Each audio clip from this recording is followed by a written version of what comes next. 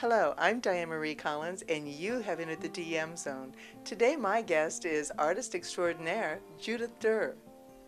Welcome, Judy. Thank you. It's a pleasure to be here. Well, I am so excited. We're talking about a commissioned project, and I am fortunate enough that this is one of our projects, and so this is our commission piece. This is yours.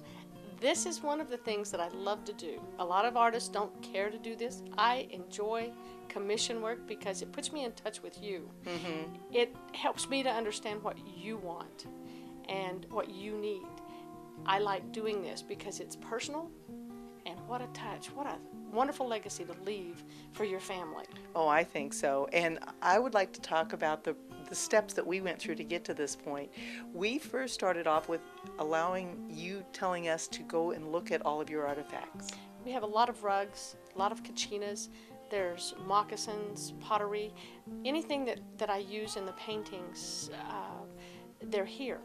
And I allow and love to have people come in and pick out things that they want to put into their paintings. They may have something else in mind, so what we do is we go through and we pick out rugs first, we choose the colors, then we look at anything else. You chose the kachina. Mm-hmm. That was one of the things that worked really well with the rug that's behind us, the Tees Naspash rug. That particular rug is a family piece and means a lot to me. So when you chose the kachina also, the Morning Sing kachina, what a good history that has with the Hopis. You've really touched on the land, you've touched on the area and the regions that I love to paint. Then you... Then we did a change of direction. We came back after going through your wonderful collection. Right. And then I came back and revisited the kachina. Still loved it. Wasn't too sure about the other pieces. Then we started talking about things that meant a lot to us that were of the Native American, and it came down to our 2 rings that were special for one of our anniversaries. Mm-hmm. My grandfather's bracelet that he gifted to my mother. And so you said, well, I can add that. And we went, oh. Then I started looking around and finding other things that went into my favorite color, the turquoise, the Arizona turquoise. And then we said, okay, these are the ones that we want to use. Then we said, now what do we do with them? And you said... Let me put the composition together. Mm-hmm. Let me choose it. Sometimes people will come in and they really know what they want, and I don't mess with it. If that's what you're paying for, that's what you get. Mm-hmm. Mm-hmm. But if you allow me to put back a composition for you and put it together, sometimes working with you, we can do some spectacular work. Well, I loved it. We wanted it to be your painting, that you were using our choices. And so that's why we wanted you to do the composition. We wanted that to be a Judith Durr. You chose beautifully because you chose vertical. You chose what you needed for your spot that you want to hang it. The kachina and the rug worked beautifully with that. All of the other pieces then, Doug chose the pottery piece that he loved, which is another one of my favorites. Great history. That means a lot because Doug liked that in his choices. Then you came through and said, I want these rings and I would like to have this bracelet. And putting these together in the composition, you can see how the vertical comes together mm-hmm. along with the horizontal. And then when we laid the basket or the beadwork out. Oh, and the beadwork, yes. When we laid the beadwork out, what was beautiful was you chose all of these beautiful things that match. Mm-hmm. They really worked well in the composition. And turning the baby moccasins in a certain direction points to another thing which you had chose, which was the bag. And the bag has all that wonderful leather that just spreads out on the rug and allows more directions and compositions. I was very pleased because this was an easy composition to put together. It looks very complex. It looks complex. Yes. It will take time, but it is a lovely composition. It just works beautifully. Oh, I think it's wonderful. Now, we talked about size. Backing up a little bit, we started with size. You have what kind of size limitations? I can do an 8 by 10, but I prefer to go up to a 16 by 20. 8 by 10s are only reserved for small moccasin pieces, less complex. I don't have to do very much with that, and the background is real simple. When it comes to working with what you've chosen and the complexity and this 16 by 20 and up, I will go to a 36 by 48 or whatever. I've done 4 by 5s. Whatever they want to have. I've done several commissions. We've talked about the composition, we've talked about the sizes. What is your price range for your commissioned pieces? A few $1,000s is the beginning, up to about $30,000 to $40,000, depending on the complexity of the pieces and how large they are. And these, we have behind us the composition that you put together, the staging, and that is the, after we've gone through and chosen things, and then we have found what we want and gathered our articles. Now you've put into your mind, or do you actually do it through the staging how you want it? Both. I like to see the pieces. I'm very visual. So when you see the staging, you will see that I will put the rug first. The rug is always behind everything. So when you see that, then I start working with the taller pieces, which is the kachina, and the pottery. Those two I find the best composition placement and light. I have my light source. Then I will work with the smaller pieces and look at the composition on that. And everything has shadows, depths, and that's what I look for. And the next step then, now we've got the actual pieces, we have it lit, we know what we're doing, great, we've got the composition. Your next steps, this is a really long process. It's a long process. About how long does it take you from start to finish on a piece that's this complex? This is pretty complex. It'll take a couple of months, a full couple of months. I will start with a sketch. I'll start with the canvas. It'll be stretched, ready to go. Could be linen, depending on what I like to work with, what smoothness I need. Then I will work with the sketch, and we did yours with a very dark Viridian background. That was the layout color that I used, and then I sketched in the blues. From there, I let it dry, and I will do the next layer, and that next layer is so ugly. It is just so ugly, but I'm mapping out and putting the foundation in, and the foundations are simply where the placement of each artifact is, and using a burnt umber.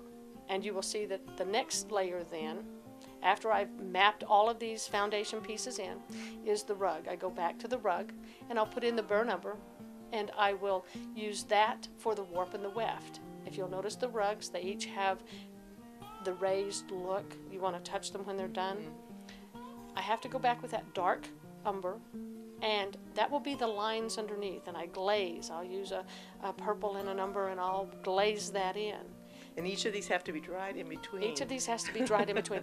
Now I work with the glaze wet on wet. I'll use 2 layers. I'll use a thin layer of paint, and I will put in each one of, I will take my brush and I will stroke, and I will make the weave.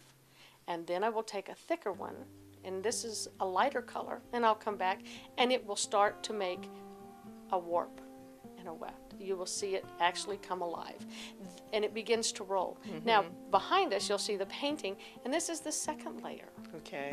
This is after the foundation has been put in, and all of the work that we did to build up to this. You'll see that I do the same thing again, only I make it a little more detailed, a little lighter with the rug.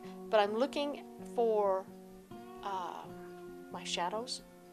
I'm looking for the actual placement, trying to get everything actually placed, finished out. And that's moving the paint around again. Amazing. And that's only the second layer. And all total, you'll end up with how many layers? About 12 layers. Oh my goodness. And the beadwork the same. It all starts with the dark background that you see in the picture here, and you will see that I will then lay in each bead, and then I will come back, and after it's dried, I will glaze them, and I will do them again. Give them depth with the glazing. Is And that I do it correct? 12 Yes. times, and it just brings it up, makes it look like a real bead when it's done. Well, even now, what you would call just second stage, I'm looking at the actual staging and the painting, and it is amazing to me how it's starting to come forward, and you can see all of the objects, the bracelets, the rings, they're all there. It all is very special and very exciting to see assembled for us. My favorite part of this is when I get to the end and I start putting in those details. And I like putting in the highlights and the darkest darks, and I come back and I can pick out, after I've got all of this foundation work done, I come back and I pick out the most beautiful pieces of it that make it look lively, that really bring it to life. so impressed. I love to do that part. Roger will hear me go, yeah, I like this. He's in the studio working with me, and he's going, this is cool. I know we're done. Isn't that good that you enjoy It your is. work? Oh, That's what it's supposed to be, it isn't is. it? There's I don't find anything I don't like to do except paperwork. And that's probably the only thing about this business. And I love this job. This is working with the people that come into the studio, as yourself, as you and Doug did, and have chosen the most special things to me, because I buy what I like. And these are things that are very special to me. And I go and I research all the histories and the stories, and you've chosen these to put these into your painting. What I love most about your painting also is that you are continuing your tradition, your Native American tradition, and documenting pieces and artifacts that will live on forever now in your paintings. Thank you.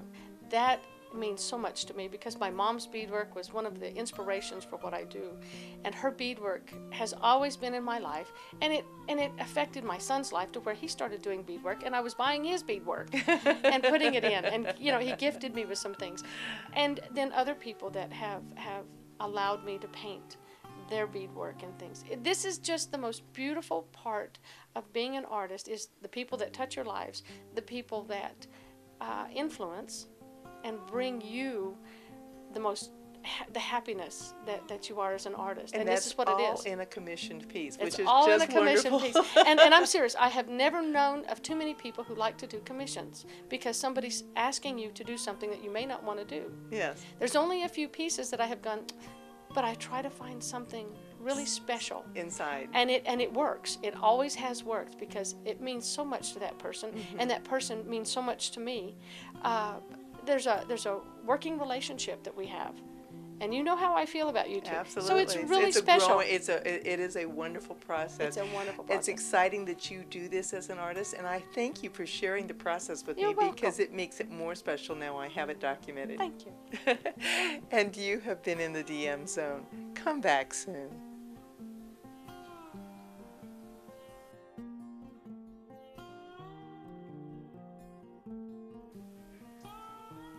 Hi, I'm artist Judith Durr. I'm an oil painter. I do Native American still life. If you would like to have a commission, visit us on the web at www.judydurr.50megs.com, or you can call the studio at 480-620-3849. We'd love to have you come and visit in beautiful Cave Creek, Arizona.